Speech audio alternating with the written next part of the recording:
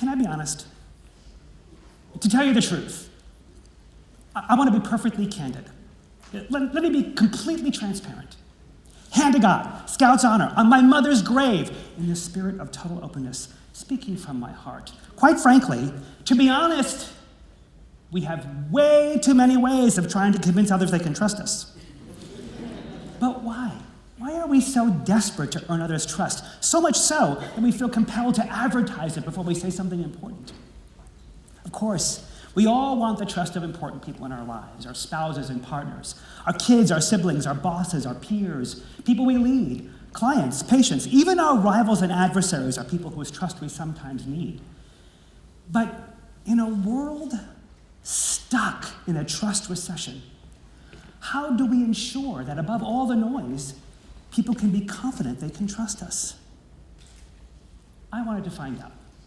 So I set out on a 15-year longitudinal study of interviews with more than 3,200 people to see if we could learn what is it that makes people behave in ways that invite trust, and what is it that, well, makes them go to the dark side. Turns out, earning and keeping people's trust isn't random. We can actually predict if and when people will trust us. But it takes a lot more work than we once thought. In today's world, people start their conversations angry, suspicious, distrustful.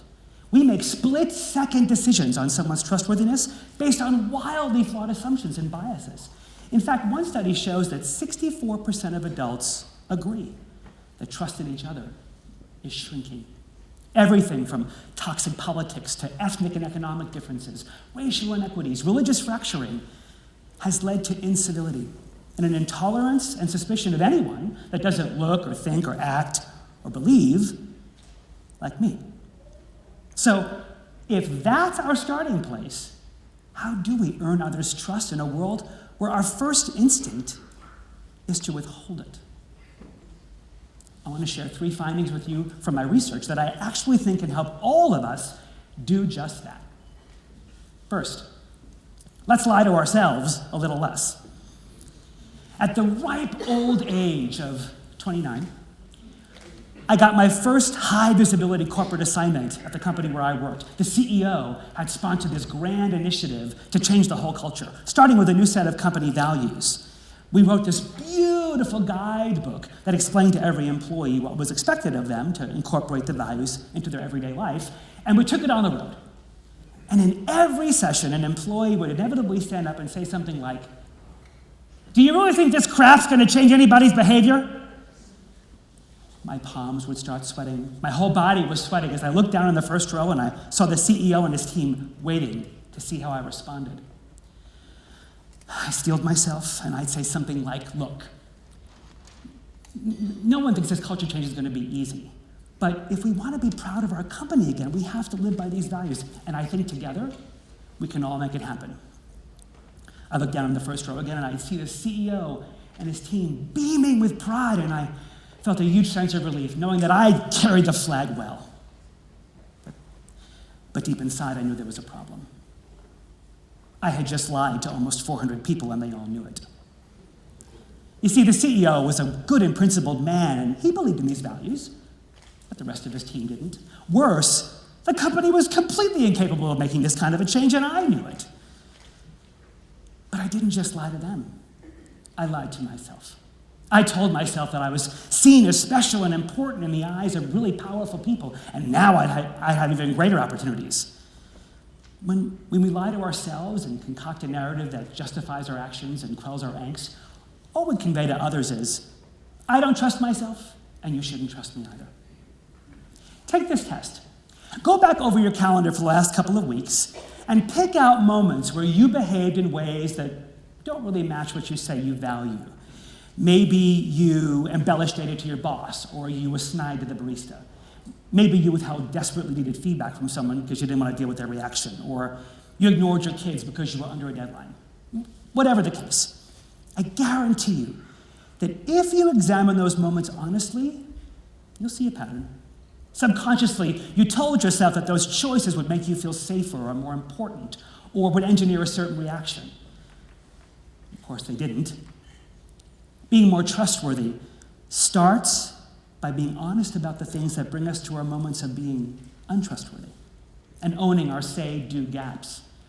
My research shows that we are 3 times more likely to earn others' trust when we are who we say we are. People then trust our intentions because they match our actions. Next, treat others with dignity. So neuroscientists have discovered that the part of our brain that regulates self-esteem is a neural pathway that connects the part of our brain that controls self-knowledge to the part of our brain that controls motivation and reward. So the stronger this neural pathway is, the stronger someone's sense of self-esteem. The studies also show that this pathway is strongly influenced by what others think of us. That means we each have the power to strengthen or weaken the dignity of others. But in today's fearful world, conveying dignity takes more than just a smile or being polite. Conveying real dignity means making sure others feel honored as fellow human beings. Years ago, I was scheduled to speak at a prominent conference. I had just launched my most recent book, and I was so excited to share my ideas with the world. I'd also brought along with me a younger colleague. She was just starting out in her career as a writer and figuring out her ideas. She was brilliant. I could sense her inner unrest, that private doubting that says, when is it going to be my turn? I remembered the many years I spent wondering when I'd get my shot. So I worked with the conference organizers and I arranged for her to take my spot. When I told her, her face lit up like a sky full of stars. She hugged me so tight, and when she took the stage, she rocked the house. But I will never forget that look on her face for the rest of my life. When we create opportunities for others to shine, we dignify them in life-changing ways. So who in your world is waiting in the wings, eager to make their entrance into the world, that you might create an opportunity for them to shine? My research found that we are 4 times more likely to earn others' trust when we treat them with dignity. Because when we dignify others, they trust that we genuinely care. And last, we need to widen our echo chambers. In today's polarized world, we have retrenched into philosophical echo chambers, surrounded by people who think just like us, which of course just reinforces the fact that we are right and they are wrong. We, in our natural tribal instincts as human beings, have been intensified and fracturing us from one another, especially those we deem as different. So in my research, I wanted to find stories of people who'd made the choice to go beyond their echo chamber, to get past whatever defined their tribe, and build relationships with those who were other. And in my search, I met these 2 amazing gentlemen. This is Roberto and Malachi, but they're known as News and Spank. They're gang names. They grew up in Compton, California, and were each part of notorious rival gangs, the Crips and the Bloods. Now, understand, you could get killed for even wearing a rival gang's colors. They grew up around drugs and violence and were in and out of jail in their formative years. They each experienced the death of very close friends at an early age from gang violence. They never should have been friends. And by many social statistics, they shouldn't have even survived. One day, Spank decided, tired of cycling in and out of jail, to enroll in culinary school. And the 2 of these very unlikely friends joined forces and started an amazing company. At first, they cook in their mother's kitchens, and when Spank would post pictures of their food on Instagram, lines would form around the block to come and get it. In fact, once the cops came, thinking that they were selling drugs.